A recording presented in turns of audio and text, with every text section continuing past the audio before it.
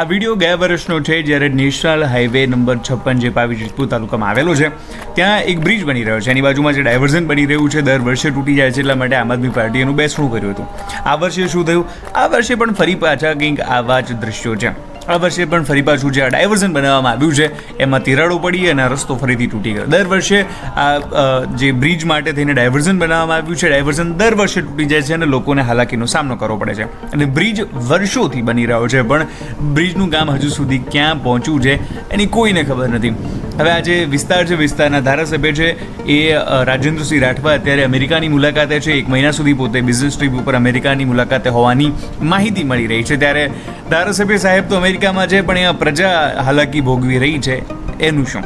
કદાચ ધારાસભ્યને ફોન કરે અથવા તો ધારાસભ્ય જો આ વિડીયો જોતા હોય તો એટલું કેવું છે કે અમેરિકામાં છો તો અમેરિકામાં રસ્તાઓ કેવા છે અને અમેરિકામાં નેતાઓ કેવું કામ કરે છે એ જરાક જોતા આવજો, એટલે તમને ખ્યાલ આવે કે પ્રજા માટે તમારે શું કરવાનું છે.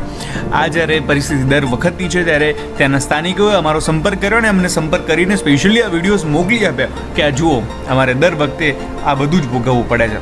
આ જે રસ્તો બન્યો હતો એ પણ આપણા ટેક્સના રૂપિયાનો છે, અને આ જે તૂટ્યો છે અને જે નુકસાન થયું છે એ પણ આપણા ટેક્સના રૂપિયાનું જ છે.